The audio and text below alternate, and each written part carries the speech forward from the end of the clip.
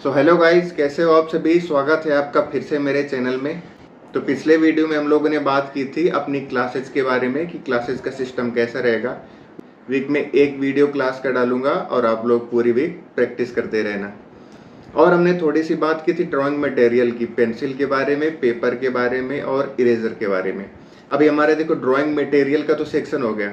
अभी इस वीडियो में हम लोग बात करेंगे प्रैक्टिस की, हमें क्या प्रैक्टिस करनी चाहिए। तो इससे पहले कि हम लोग क्लास स्टार्ट करें, आपको एक बात बताता हूँ। अभी जो दुनिया की सबसे कॉस्टली पेंटिंग है ना, मोनालिसा की, उसका पेंटर कौन था? Leonardo da Vinci. और उस समय पे सोशल मीडिया होता नहीं था, यूट्यूब नहीं होता था, ऑनलाइन क्लासेस नहीं होती थी, यहाँ तक कि कोई बुक भी नहीं होती थी। तो विंची ने फिर ड्राइंग कैसे सीखा था? वो एनाटॉमी सीखने के लिए क्या करता था, जो शमशान होते थे, मुर्दाघर, वहाँ से लाशें ले आता था, फिर उनकी एनाटॉमी सीखता था। तो कहने का मतलब ये है कि जिसको सीखना है, जिसके अंदर सीखने की क्यूरोसिटी है, वो कहीं से भी सीख सकता है। आप लोगों के लिए तो इतने सारे सोर्सेज अवेलेबल हैं, यूट्यूब है, ड्राइंग क्लासेज हैं, सब कुछ है। आप लोग चाहो तो बहुत आसानी से सीख सकते हो। और आर्ट सीखना तो बहुत इजी वर्क है, बहुत इंटरेस्टिंग है, इसलिए आसानी से सीखा जा सकता है। तो चलिए अभी अपना दूसरा क्लास स्टार्ट करते हैं। सबसे पहले मैं आपको बताऊंगा कि जो अदर टीचर हैं वो आपको क्या बताते हैं, लाइन प्रैक्टिस के बारे में क्या बताते हैं, लाइन प्रैक्टिस के मिथ्स क्या हैं, और जो भी लोग बताते हैं लाइन प्रैक्टिस के बारे में वो इतना इफेक्टिव क्यों नहीं होते हैं, वो लोगों की हेल्प क्यों नहीं करती हैं। तो इस बारे में बात करूंगा अभी। तो दोस्तों चलिए क्लास में आगे बढ़ते हैं और मैं आपको बताता हूँ कि क्या प्रैक्टिस करनी है आप लोगों को।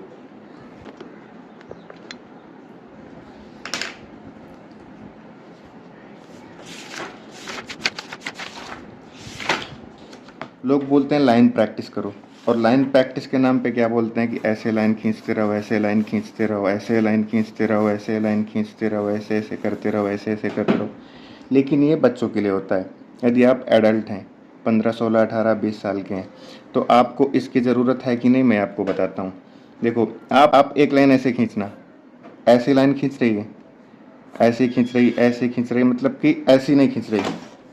अगर जो आपकी लाइन ऐसी खींच रही है, सिधाई की बात नहीं कर रहा, कर्व कैसे भी हो सकता है, लेकिन फ्लो नहीं आ रहा, ऐसे खींच रही, तो फिर आपको ये प्रैक्टिस करने की ज़रूरत है। आप 2 लाइन खींचना। अगर जो आपकी लाइन ऐसे खींच रही है तो आपको ये प्रैक्टिस करने की, सीधी सीधी प्रैक्टिस करने की या फिर ऐसे प्रैक्टिस करने की कोई ज़रूरत नहीं।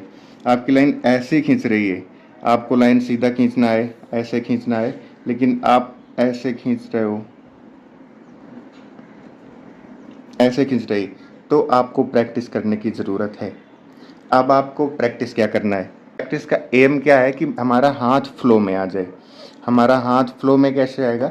ज़्यादातर हम लोग राइटिंग करते रहते हैं, लिखते रहते हैं, तो हाथ में फ्लो बना रहता है, लेकिन पेंसिल पकड़ने के लिए हाथ फ्लो में आना चाहिए। तो हम लोग ऐसे ऐसे आप लाइन खींचते रहना, जैसे हो सके एक पेज के ऊपर ही खींचते रहना, पूरे पेज को काला कर देना, पीला कर देना, पूरे पेज को जब तक फट न जाए, ऐसे ऐसे खींचते रहना, ऐसे सीधा सीधा खींचते रहना। जैसे भी हो सके आपको पेंसिल पकड़ने की, पेंसिल की प्रैक्टिस करनी है, बस ऐसे ऐसे खींचते रहना, कैसे भी खींचते रहना, कुछ भी करते रहना। हाँ, एक बात याद रखना, बिल्कुल ऐसे पकड़ के मत खींचना, थोड़ा सा दूर से प्रैक्टिस करना, थोड़ा सा दूर से। मान लो कि अपनी तीन उंगली का गैप ले लेना और उसके बाद ऐसे प्रैक्टिस करना। ये जो प्रैक्टिस करना आप, तो 3 उंगली का गैप लेके उसके बाद ऐसे ऐसे प्रैक्टिस करते रहना आप पेंसिल खींचने की। लेकिन उसी को करना है जिसकी लाइन ऐसी खींच रही है, जिसकी ऐसी खींच जा रही है एक बार में, उसको ये सब करने की ज़रूरत है नहीं। तो अब जिसकी ऐसी खींच जा रही है, जो ऐसे लाइन खींच लेता है, फिर ऐसे सीधी लाइन खींच लेता है, उसको क्या प्रैक्टिस करने की ज़रूरत है, उसको मैं बता रहा हूँ क्या प्रैक्टिस करने की ज़रूरत है। अब यहाँ पे मैं थोड़ा आपके काम की चीज़ बता रहा हूँ। हो सकता है जो मेरे व्यू हैं, जो मेरी पढ़ाने की स्टाइल है, लोगों से थोड़ी सी डिफरेंस है, लेकिन ये एक्चुअली काम करती है। मान लो कि जैसे आपको एक ऐसे लाइन खींचनी है, तो आप फ्लो में खींच दोगे, लेकिन अगर जो बोलो कि उल्टा लाइन खींचो, मैं अपने को ही बोलूँ, तो उतनी फ्लो में नहीं खींच पाएगी मेरी लाइन। अगर जो खींच भी जाएगी, क्योंकि प्रैक्टिस है, तो थोड़ा सा ज़्यादा टाइम लगेगा। तो मेरे कहने का मतलब ये है कि हमारा सबका ना हाथ सेट होता है एक डायरेक्शन में, ऐसे खींचने के लिए सेट है, लेकिन ऐसे खींचने के लिए उतना ज़्यादा सेट नहीं है। तो हमें जो भी ड्राइंग करनी है, जब तक हम लोग बिगिनर स्टेट में हैं, जब तक आप लोग सीख रहे हो, तब तक ये याद रखना है कि जो भी ड्राइंग करनी है तो अपने हाथ को उसी डायरेक्शन में फ्लो करना है जिस डायरेक्शन में आपका कंफर्टेबल है। मान लो इस डायरेक्शन में है, हमें ऐसी लाइन खींचनी है तो पेज को उल्टा करके खींच लो, आप लोग पेज को मोड़ लो। लोग बोलते हैं कि पेज को फिक्स रखना है, लेकिन जब तक आप लोग लर्निंग स्टेट में हो, बिगिनर स्टेट में हो, तब तक आप लोग पेज का रोटेशन कर सकते हो, अपने पेज का मूवमेंट कर सकते हो। तो अपना आपका हाथ ऐसे चल रहा है और लाइन आपको ऐसे खींचनी है तो पेज को सीधा ऐसे घुमा लो, फिर ऐसे कर लो। फॉर एग्जाम्पल आपको एक पत्ती बनानी है, ऐसे आपका हाथ चल रहा है, अब यही पत्ती इस डायरेक्शन में बनानी है तो ऐसे हाथ आपका नहीं चलेगा, तो बेहतर है कि आप ऐसे पेज को घुमा लो फिर पत्ती बना लो, है ना। तो पेज को आप मोड़ सकते हो अपनी कंफर्टनेस के हिसाब से, पेज का मूवमेंट आप लोग कर सकते हो।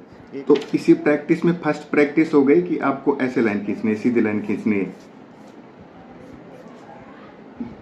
एक तरीके से नहीं खींचनी है, मैं आपको बताता हूँ। सबसे पहले इसका मूवमेंट करके खींचनी है आपको, ठीक है ना। हिल रहा है थोड़ा सा, लेकिन कोशिश करना है कि ये पोर्शन आपका फिक्स रहे, ये मूवमेंट करे, ये मूवमेंट करे, ये देखो। इसीलिए मैंने इसको हाथ को फिक्स कर दिया, अब केवल इससे प्रैक्टिस कर रहा हूं।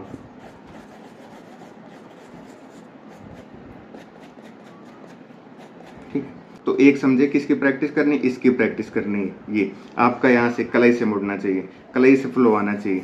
दूसरी प्रैक्टिस क्या करनी है, उंगलियों की।